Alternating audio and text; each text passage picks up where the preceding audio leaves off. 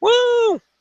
Hello, ladies and gentlemen, and people of the internet, and welcome to Pez of the Mind. I am James Phoenix. With me today, right over there, is Chris the Mole. Hello. All right. And as you can see by the title, which is probably up there, we are taking a look today at the new Disney film, Alice Through the Looking Glass. This is, of course, the sequel to the previous released Alice in Wonderland, starring Mia Wasikowska as Alice and Johnny Depp as the Mad Hatter, primarily. Yep. Um, So it's arguable it was in that order. Fair enough. Well, yeah, if you look at the poster, that the Hatter was front and center on the poster. Alice was on the left. On the cover of the DVD, on the cover of the Blu-ray for the first time, it's not his face. Of course it is. They paid Johnny Depp good money to be Johnny Depp. Yep.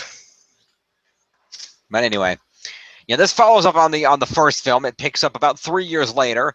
Alice has been at sea aboard her father's ship, the Wonder, in those intervening 3 years, and returns home to find out that, unfortunately, her former fiance, whom she turned down for marriage, Hamish, has taken over his father's company and is basically holding the deed to her mother's home, and will only trade it for her ship.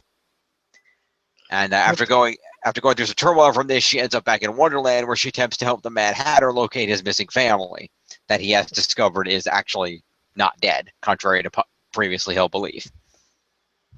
Yep.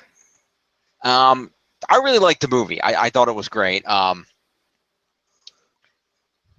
I particularly remember, picking up on little things that I remembered from the first one. It's been a while since I saw the first one, so it was fun having some of that come back to me as they reference different things, particularly at the beginning of the film. I liked the film. I really did like the film. I will say, like I said, I thought the story was weaker in the first one. Yeah, definitely. Like the story was a little flimsy. It looked good, and there was some good moments. Like I liked seeing the little kitten version of the Cheshire Cat. That was cute. Yep. But he left his tail behind. He did. I like the little bloodhound dog. Yep. I thought everyone did a good job in this. Oh, definitely. I really was impressed by Sacha Baron Cohen as Time. I thought he did a great job. It struck a great balance of comedy and being a serious, powerful figure. Yeah. See, the reason I say that, in my opinion, the story was weaker is like the Red Queen side story, for example, or Queen of Hearts, depending on which one she was actually supposed to be, because she's like a mixture of both. But yeah, they tend to do that in movies. Yep. But yeah, like Tweedledee and Tweedledum were never supposed to be in Wonderland. But it's Okay. yeah, they weren't supposed to be in Alice in Wonderland. They're through the Looking Glass characters. But yeah, basically with her, it's a case of her side story. She gets hold and it's like, you've handed me the most powerful thing ever. And goes back in time, like 2 seconds, nothing happens much. But I mean, she looks at herself and then supplied a means to end the film. And I'm like, oh, come on, you could have had a much more satisfying resolution with that. Mm-hmm. Like the second the woman says, "Oh yeah, it was me," and she's like, "Aha, that's all I ever wanted to hear," and then hugs her. It's like, really? So all the evil she could have been done, she's done, could have ended if the fucking good queen had just said, "Yeah, I ate the scone." Yeah, it's like, what the? You ate the tart. Like, what the fuck? Yeah, they really they turned the Queen of Hearts very sympathetic. You made the White Queen look like a bitch. Like, wow, that was a 180. Yep, and it was pretty good. I liked Ali G as Time, and that's all he's known as, Ali G. Ali Yeah, G as Time. yeah, he was great this time. I like that. Yeah, I thought he did a good job. Oh, again, he seemed to flip way too fast. You think so? He went from being in love with the Queen to suddenly wanting the Queen dead and Alice to win in like 2 seconds. Well, I don't think it was that he necessarily wanted the queen dead. It was more along the lines of, the queen turned on him. He was in love with the queen, and then she turned on him and stole his chrono what majigger, and then started almost destroying Chronosphere. existence. Yeah, that. I prefer chrono Wait, majigger. It sounds better. Chronosphere. Yeah. But she's the one that turned on him. As far as I could tell, he still loved her. He didn't want her dead. He just wanted to fix time so he didn't unravel and destroy everything. Yeah, I know, but I mean, he turned really fast. Like he went from a villain to a hero in like 2 seconds. See, the thing is, I don't think at any point he was supposed to be a hero. You were just supposed to think he was. But really, and no, all he was trying to do was get back property that was rightfully his because he knew that it not being in the big clock was going to destroy existence in the Underland as we know it. He was literally trying to be the good guy. Alice was the one who showed up, stole his shit, and then went off to ruin history. Yep. It's like I saw in the trailer. I was so disappointed with how they used her in the mental institution. Mm. That was like not needing to exist. That the whole Yeah, scene can be removed from this film, and it changes almost nothing. yeah, that was weird. I didn't know why they did that. I was hoping it was going to be, oh, maybe this will be a little bit more twisted and different, like American McGee's Alice, where she killed her family. Her family had died in a fire, and basically Wonderland's all twisted because she's been in a mental institution, because Wonderland is always joined to her psyche, Right. which fun. And like Alice and Alice too, they were great. I was like, oh my god, yes, they're going to do that storyline. That's cool. No, we get Back to the Future with Ali G. And I was like, oh, Hmm. even at the same rule, don't run into yourself. Yep. Well, we saw what happened when she did. Everything turned into random red stone. I also like that rule of, oh, Alice can go back in time because she's never been here before, except for, all the time she's been in Wonderland in this continuity. Yeah. Well, she And doesn't the have a fact, history there. She hasn't been around nearly as long, I guess was the. But yeah, it yeah, still doesn't make sense. yeah, but the fact she didn't know how, she wasn't meant to know how to steer it. What if she'd crashed straight into the past and met Child Alice? Yeah, if she go, yeah, that wouldn't have worked out too good. Yeah, but like I said, I still enjoyed the film, if that makes sense. Yeah. I like I should how to drive it too. The driver just pull me. Who labeled that? You did, sir. Thank you for admitting your mistake. Yep. Good times, good times. And like Mad Hatter was fun. Yeah, he's always Johnny Depp is always pretty fun in that role. I mean, it's a kooky Johnny Depp character. They're usually enjoyable. I like the fact he got his. I like the fact he got his family back. That was cool. That was nice, yeah. And I like how they paralleled Alice and her mother's problem with the Hatter and his father's problem. That was kind of cool. Yep. Well, his family seemed really well adjusted considering how long they were supposed to have been kept as ants. Yeah, that was bizarre. Earthquake. That made me laugh more than it should have. Yeah, nice. But yeah, like I said, I'm still trying to understand how hitting your head results in that. Because Wonderland. It's literally all fantasy and weirdness, and it's based on like little bits of childhood beliefs and stuff. So it's like, why did Humpty Dumpty fall? I mean, all the king's horses and men try and put them together again. That was funny. Nursery rhyme. The Cheshire Cat disappears because children always see cats disappear and just see like their eyes light up in the shadows of a grin. Yeah. Which they touched it, which they did a good job with that. Because yeah, a child always thinks, "Oh no, my head's." They think the head's going to be huge, but it's not. True. But I loved the idea of you can't change the past, just learn from it. That was kind of cool. That was good. Yeah. But they didn't do it as much as I'd hoped. Yeah. Well, the entire time she was learning from the past because she learned all about the, Hatter's history and his relationship with his father, about what happened to their family. At the same time, learning about the history of the princess sisters, the queen sisters, and how their whole thing happened. She learned a lot from the past that helped her in the future. Yep, and they also had the massive plot hole. What was that? How the hell was that tiny little hat in the exact same spot all these years when we kept seeing wind near the area? Valid point. Because the dad kept it on him, so it should have been on him when he got captured. But no, when we finally see him when he gets captured, he drops it. And it's like, oh, so it just stays there? Was it a weighted hat? Magic? I don't know.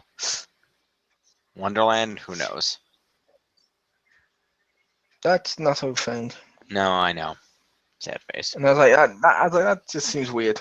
It was a little weird, but it was still cute. You know, the first little hat that he ever made. That was still cute, though. Yeah, it was. Yeah. It was, but it's still an annoying plot hole. The one thing I didn't like was kind of how the White Queen and the rest of the cast got shoved aside and were just there. That kind of bothered me a little bit. Like, you got all these great characters. They're just going to be there to, like, cheerlead. Yep, which is pretty much what happened to Alice last time. Yeah, pretty much. That's why I was glad Alice was at least the main character. That was good. That was a good thing. One thing and her ex-boyfriend thing in the real world is way too cartoony villain. Oh, Hamish? Yeah, he's hysterical. No, I mean, he's too much cartoon villain to the point it's off-putting, because everything in Wonderland should be fantasy and cartoony and all that. The real world should feel real. Someone like him exists in the real world, he's not going to get to the top of the way he did. Well, it was heritage. He only got that way because he was his father's son and his father died. Yeah, but everyone's going to listen to him. Yeah. Well, that's why when she came to do her report, it wasn't him. He took him over to the Council of Old White Dudes. Yep. But it was still a case of people were listening to him because woke up and apparently he'd had her committed. Yeah, that's true. It was an over-the-top jerk. Yeah, he was too over the top, and I was like, oh, it's a little off. Yeah, a little bit. But like I said, Humpty Dumpty looked cool. Humpty Dumpty was great. I just love the king. All of my horses, all of my men. That was funny. Yep. Good times. The one thing I didn't like was the fact that when I understand how Alice's confidence is shaken and her beliefs that her father instilled in her 6 possible things for breakfast, blah blah. But then she goes to Wonderland and she seems really, really quick to immediately assume that what the Hatter says is impossible. Like, okay, I get that you're having doubts that your ship is in danger, but like the entire first movie, you just threw it out the window. You're supposed to believe that anything is possible. You literally said it like 15 minutes earlier. Things are only impossible until you prove that they are possible. Yeah, but to be fair, that was whether or not she could make a ship turn, not whether or not the dead could come back to life. Because she even said, that's impossible because you yourself told me they died. Which means she still believed in him, but as though she believed he must be mistaken because she was believing in death. Maybe. But I guess I guess possible whether he was mistaken or whether just, in believing that, maybe, he made a mistake, maybe he thought they were dead, but they weren't, not that they came back from the dead. But yeah, I can see why it'd be hard to believe. But at the same time, it's Wonderland. More bizarre things have happened. Name one. No, I'm kidding. But yeah, it is. But to be fair, she's just come from the real world. Therefore, like the first one, she still learned the lesson because she's using it in the real world. True. It's just still on the cusp of whenever she comes from the real world, she's always slightly more realistic on stuff. Yeah, true. Which that's a trait she always has. Yes. It's sort of like how Rocky is always the underdog. That's true. How he's fucking Rocky. But he's always the underdog. Well, that's like asking how John Cena is always the underdog. He just is. Yep.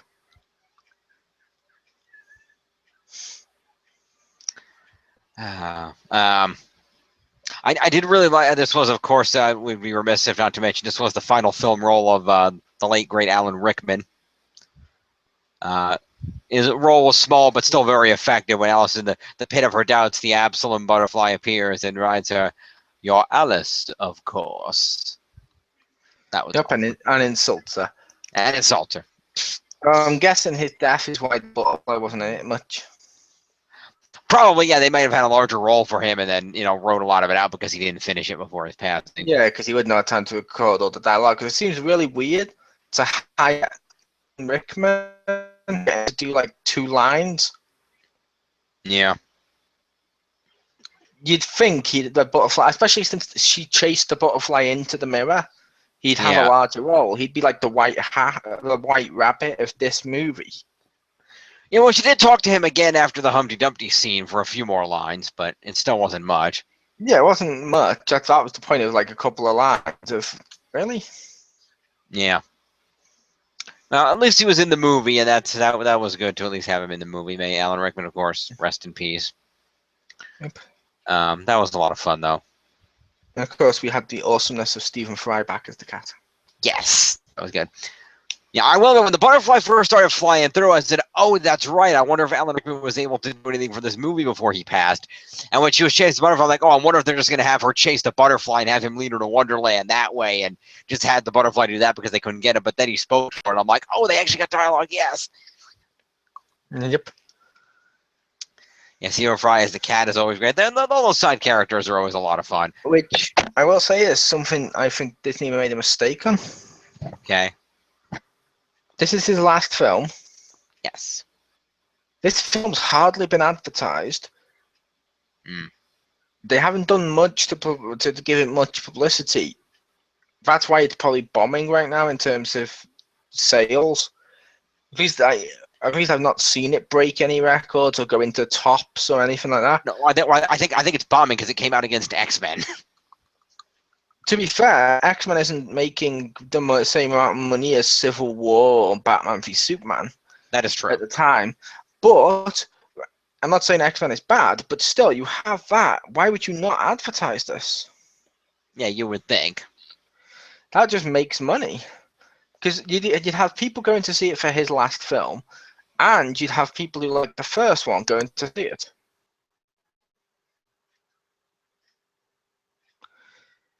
Sorry. And yeah, that's true. That would have been a clever marketing ploy. Yeah, because it seems like they just ignored, and that's a shame. Because I feel this film probably won't get a sequel because it's probably not going to sell much. Because no one like I literally spoke to someone who loved the first film like right after coming out of seeing it, and they said, "Oh, is it a new reboot?" And I was like, "No, it's a sequel to the last one. Like they made a sequel." Like, Mm. that sucks. Yeah, it does. Yeah, are there any more books? I mean, could they make more movies? Not that this one was based on a book, but more books to rip It's the got the same titles off of. There was more books, but they also have more thingy. With this one being the title of it, they could have kept going. Hmm. Hell, they could even go the other way.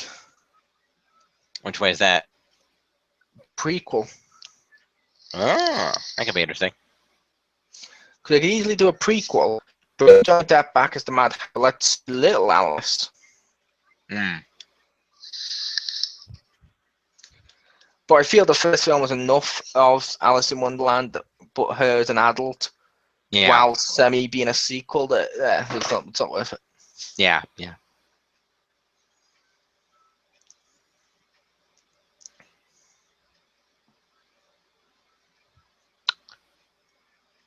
Anything else?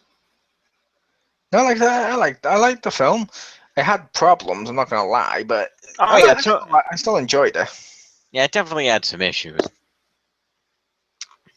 But overall, it was a good film. I enjoyed it. I would certainly give this film a solid 8.5 out of 10. I mean, it's a great movie. Certainly some issues, of course. It seemed like Alice's characterization was a little bit off with that whole, not at least attempting to believe the Hatter, and they did at least, and the whole plotline with the Queens was a little forced in there and fucked their characterization up a little bit. To be fair, like I said, I don't think the Alice thing was necessarily weird because they did show she's become a stronger person in the real world because of it, and she's learned all that stuff. But she was trying to comfort Hatter because, as she said, she herself was carrying around her dad's pocket watch about how he was dead. Right. So she was relating that to him and just trying to comfort him. Gotcha. So I don't think it's more don't believe in anything because she was believing in everything, just not that one little thing. Mm-hmm. Yeah, but they had her go out of her way to say it was impossible. It's like you're you're just pushing that. Oh, she doesn't believe what she should. I don't know. It felt like it didn't fit the character to me, but I can understand Yeah, why they though, were. based on what happened to her in the real world. Yeah, based on that stuff, and like I said, they did the impossible thing to bookend it, but it still felt within character. Okay, but yeah, you know, 8.5. Great movie, a lot of great characters, fun. You know, it's a little light on plot, but it's still a fun little adventure. Go check it out. You'll enjoy it. It's a good film. What about you, Mole? I'd give it a thumbs up. I will say, yeah, it's not the best. It has some issues. It looks good, so you got that.